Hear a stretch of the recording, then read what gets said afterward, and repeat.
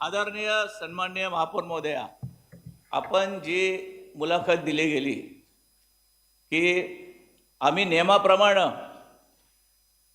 पालकमंत्र्यांचं नाव त्या ठिकाणी टाकलं गेलेलं नाही. आपल्याला 2015चं GR होतं, तो दिला वाचायला. माझ्याकडं 20 नोव्हेंबर 2025चा GR आहे. सभागृह नेते वाचतो 2025चा मी प्रस्तावना वाचू, थोडा वेळ येईल. महाराष्ट्र शासन हे सुशासन, पारदर्शकता, कार्यक्षमता यांना सर्वोच्च प्राधान्य देत आहे. सुशासनाच्या दृष्टिकोनातून शासनाच्या प्रक्रिया पुनर्रचना, प्रोसेस एंगेजरिंग उपक्रमाचा एक भाग बनवून लोकप्रतिनिधींना सन्मानपूर्वक वागणूक, त्यांच्या पत्रव्यवहार त्वरित कारवाई, शासकीय कार्यक्रमात त्यांचा सक्रिय सहभाग निश्चित करणे, माहिती पारदर्शकता याची प्रभावी समन्वय घडवून आणणे, लोकप्रतिनिधींशी होणारा संवाद अधिक सुलभ, सुसंगत, परिणामकारक व्हावा म्हणून शासकीय व्यवहार अधिक सुसूत्र, उत्तरदायी, विश्वासार्ह करणे याकरता वरील वाचा येथील नमूद. आता हे 2015चा तुम्ही एक GR वाचला, त्याच्यानंतर 2017ला दुसरा एक GR निघाला, 2018ला तिसरा एक GR निघाला, 2020ला चौथा निघाला, 2021ला पाचवा निघाला आणि हा 20 नोव्हेंबर 2025चा हा 6वा GR आहे. त्याच्यामध्ये महोदया स्पष्ट शब्दात 3 नंबर जो कॉलम आहे, शासकीय कार्यक्रम व आमंत्रणे म्हणजेच निमंत्रण, उपमहापौर साहेब, याच्यात असं लिहिलं आहे, ज्या जिल्ह्यात स्थानिक स्वराज्य संस्था, राज्यस्तरीय शासकीय भूमिपूजन, उद्घाटन इत्यादी कार्यक्रम असेल त्या जिल्ह्यातील सर्व केंद्रीय, राज्यातील मंत्री, राज्यमंत्री, त्या जिल्ह्याचे पालकमंत्री, स्थानिक सर्व पक्षीय विधानमंडळ सदस्य, संसद सदस्य, महापौर, जिल्हा परिषद अध्यक्ष, नगराध्यक्ष, सरपंच अशा लोकप्रतिनिधींना आमंत्रित करण्यात यावे. हा GR बघा, हा देतो तुम्हाला. परत वाचतो. शासकीय कार्यक्रम व आमंत्रणे ज्या जिल्ह्यात स्थानिक, राज्यस्तरीय शासकीय भूमिपूजन, उद्घाटन इत्यादी कार्यक्रम असेल त्या जिल्ह्यातील सर्व केंद्रीय व राज्यातील मंत्री, राज्यमंत्री, त्या जिल्ह्याचे पालकमंत्री.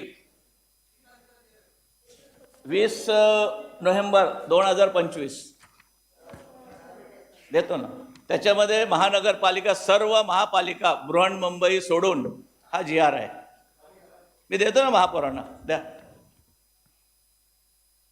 महापौर महोदय, आमची विनंती इतकीच आहे की कदाचित प्रशासन आपल्याला फसवत असेल की हे वाचा, ते वाचा. आज बघा ना, बघा.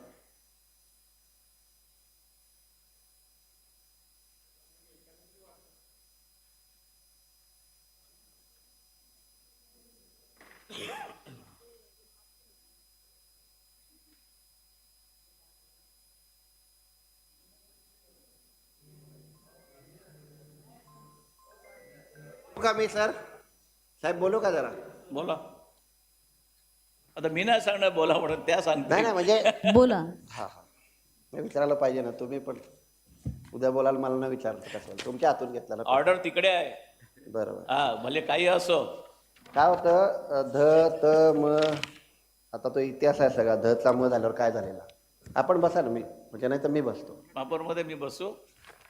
बसा ना. सन्माननीय एक सदस्य उभे बोलत असताना आपण सन्माननीय ज्येष्ठ सदस्य उभं राहणं बरोबर नाही वाटत. आपण म्हणजे बसा. बरोबर नाही. नाही आपला मान आहे तो. बसा सन्मान आपण. दिला तरी घेत नाही तुम्ही. महापौर महोदया, उद्घाटनाच्या अनुषंगाने हा जो मनोज हलदनकर साहेब गटनेते ह्यांनी जो सभागृहापुढे जी खंत व्यक्त केली, त्यांच्या भावना किंवा ज्या दृष्टिकोनातून, निश्चित गटनेते म्हणून त्यांचा सन्मान आहे, अधिकार आहे आणि तो निश्चित त्यांनी चांगला मांडला. माझे मित्र आहेत, माझ्याबरोबर सभागृहात आले, ते मी नेहमी पाहतो. अग्रेसिव्ह भूमिका घेताना सोज्वळता कुठं असावी आणि अभ्यासपूर्ण कुठं बोलावं त्यांना चांगलं माहीत आहे. निश्चित त्याच पद्धतीने त्यांनी ती भूमिका मांडली. अपेक्षित एक होतं की पत्रिका ही 2 दिवस पूर्वी, 3 दिवस पूर्वी सगळ्या सदस्यांना दिलेली गेली होती आणि ती पत्रिका दिल्यानंतर निश्चित स्वरूपात त्या पत्रिकात जर चूक असेल, ती पत्रिका योग्य नव्हती, तर आयुक्त दालन, महापौर दालन हे सगळ्यांसाठी खुलं असतं. परंतु ते न करता त्या दिवशी कार्यक्रमाच्या ठिकाणी जे झालं, कार्यक्रमाच्या ठिकाणी जे करण्याचा प्रयत्न केला गेला, ते सुद्धा निंदनीय होतं आणि शोभनीय नव्हतं.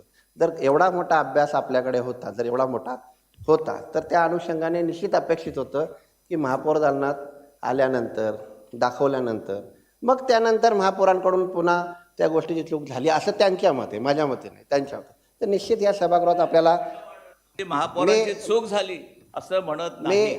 मी पूर्ण म्हणजे करतो हे बोला. खोडतोय, मी नाही. मनोज महापौरांची चूक झाली असं म्हणू मी शकत नाही हलदणकर आम्ही. साहेबांच्या वक्तव्याच्या बाबतीत बोललो. साहेब, आपण का घेता स्वतः? मी माझे मित्र, माझे सहकारी, त्यांनी जे मगाशी महापौरांना मी ह्या बाबतीत हे पकडतो शब्द होता त्यांचा, मी चुकीचं बोला असेल सांगावं त्यांनी. त्यामुळे महापौरांना दोषीत धरतं किंवा त्या बाबतीत धरण्याच्या अनुषंगाने गटनेते म्हणून, विरोधी पक्षनेता म्हणून, आपण ज्येष्ठ नगरसेवक म्हणून निश्चित त्यांच्याकडे जाऊ शकत होता. ही आपण जी आम्हाला पत्रिका पाठवली आहे ती ह्या जी नुसार चुकीची आहे असं असेल आणि ज्ञानात भर पडला असता. महापौरांच्या दालनात फाईलमध्ये लावलेला त्या पत्रिकेसोबत आणलेला परिपत्र, तो प्रशासनाकडून आलेला किंवा आयुक्त दालनाकडून जो आलेला, तो कुठला होता, जो तुम्ही मगाशी तारीख सांगितलं तो. त्यानंतर आता 2025चा GR आणि त्याच्या GR मधली थोडी तफावत. मी चुकलो तर निश्चित ज्येष्ठ पण आहेत आमचे, तुमचे सगळे आहेत. ह्याच्यात शासकीय कार्यक्रम व आमंत्रणे असं आपण वाचले, तो त्या GR मध्ये सुद्धा शासकीय आणि स्थानिक स्वराज्य संस्थांसाठी वेगळा कॉलम आहे. ह्याच्यात स्थानिक स्वराज्य संस्था असं लिहिलेलं नाही आहे कुठं. मी परत सांगतो, तो GR परत कॉपी असेल, मॅडम कॉपी आहे, द्या त्यांना वाचायला. मनोज हलदणकर साहेबांना द्या, शिवराम पाटील साहेबांना. स्थानिक स्वराज्य संस्था असा विशेष उल्लेख केलेला आहे आणि स्थानिक स्वराज्य संस्थेच्या कार्यक्रमांना त्या ठिकाणच्या स्थानिक विधानसभा सदस्य वर इतर लोकसभा सदस्य यांना आमंत्रित करण्याबाबत उल्लेख आहे. आता मी पूर्ण करतो, मग तुम्ही बोला ना साहेब. मी त्या अनुषंगाने महापौरांकडे प्रशासनाने ती पत्रिकेचं, आपण लग्न कार्य असलं की कच्ची पत्रिक बनवतो आणि कसं पॅटर्न, कोणाचं नाव कुठं असावं, प्रमुख पाहुणे कोण असावे, नात्या गोत्यातलं कोण असतलं, भावकीतलं कोण विसरलं का, हे करतो. त्यानुसार महापौरांना तो अधिकार आपण महासभेवर दिलेला आहे. त्याने दाखवलं की असं पत्रिका आहे, परंतु शासन परिपत्रक असं आहे. आणि मग शासन परिपत्रक काय सांगतंय, तर स्थानिक स्वराज्य संस्थेला तिथल्या स्थानिक आमदार खासदारांना बोलवणं. महानगरपालिकेतले स्थानिक आमदार सध्या विद्यमान मंत्री असल्याकारणे क्रमप्राप्तने प्रोटोकॉलने त्यांचं नाव शुभ असते म्हणून त्यांच्याकडे आला. या ठिकाणी कुठंच कुठल्या पक्षाचा अपमान करण्याचा किंवा कोणाला अपमानित करण्याचा कुठेही तो प्रयत्न झाला गेला, कारण सन्मान्य खासदार श्रीकांतजी शिंदे साहेबांचं नाव त्याच्यात होतं, सन्माननीय नरेशजी म्हस्के साहेबांचं होतं, मोरे साहेब आमदार त्यांचं होतं. हे सगळं प्रोटोकॉल पाळून ती पत्रिका काढली गेलेली.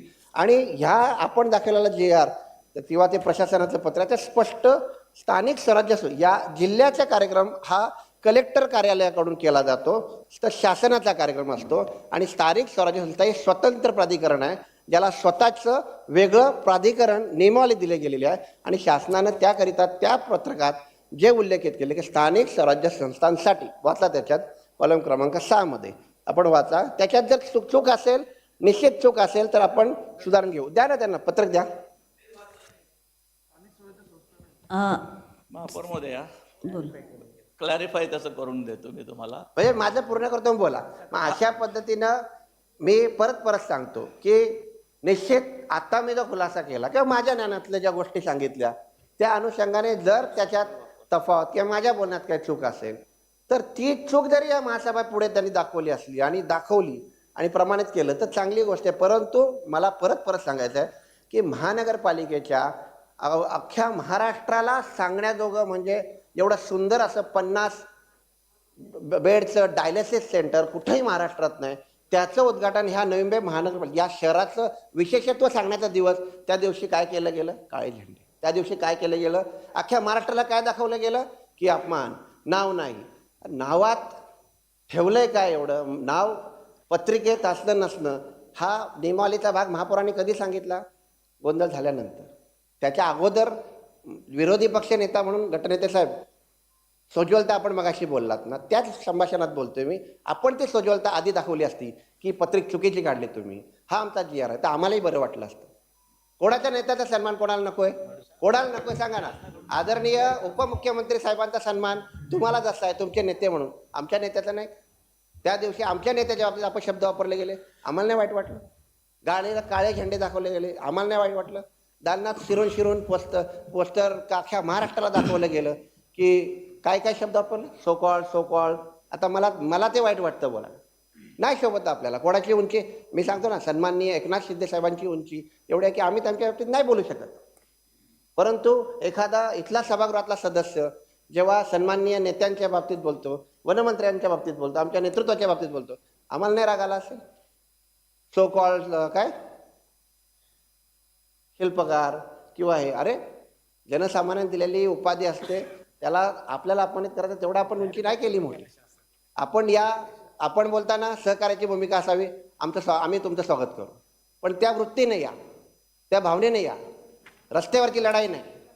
सभागृह दिले आपल्याला, इथं विचार मांडा. दालन दिले आपल्याला, महापौरांनी दालनात घेतलं ना, ऐकलं ना, आम्ही सगळे त्या बाबतीत तुमचं ऐकू की महापौरांनी आमचं ऐकलं नाही. एवढं सांगायचं होतं. धन्यवाद.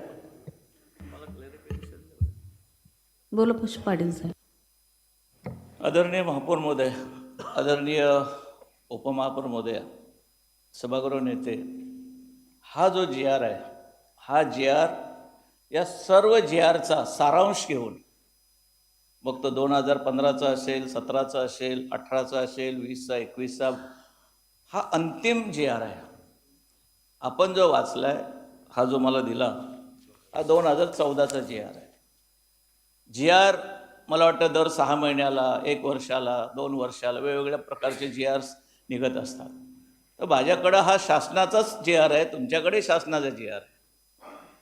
आता ह्याचा अर्थ कसा लावून घ्यायचा हे आपण आपल्या परीने ठरवत असता. मनोज हलदनकरांनी तेच सांगितलं की आमची विनंती राहील की हे मानापमान नाट्य कुठेतरी थांबलं पाहिजे आणि त्या दृष्टीनं आपण पावलं उचलावीत.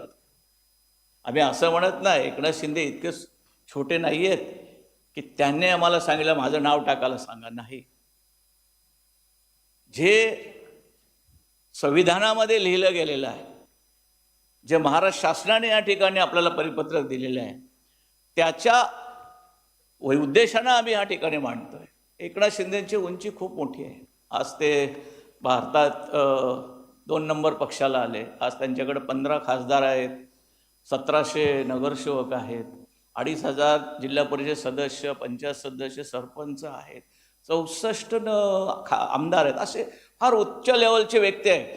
आम्ही त्यांचे अभिमानी आहोत. आपण तुम्ही नाईक साहेबांचे अभिमानी आहात, आम्ही कुठे त्याच्यात हे करत नाही.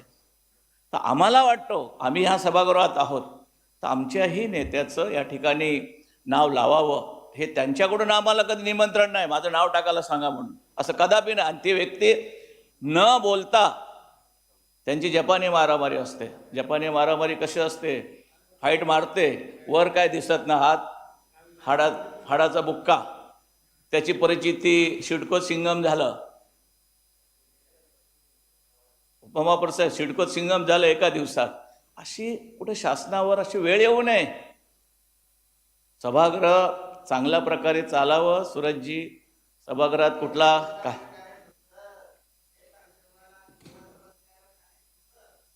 नाही बघा, तो विषय झालाय, झालाय विषय, त्याच्याबद्दल मी बोलत नाही. सन्माननीय सुरेश पाटील साहेब, एक मिनिट. सन्माननीय सदस्य बोलतायत, आपण बसा. त्यांचं बोलून झाल्यावर मी आपल्याला बोलायला देते. तर आपण माझा शासनाकडून point of order पाहिजे तर दोन्ही JR चा point of order clarification आहे करून घ्यावा. माझा पॉइंट ऑफ ऑर्डर आहे माझ्यावर बोला या सर्व प्रक्रियेवर. ठीक आहे. सन्माननीय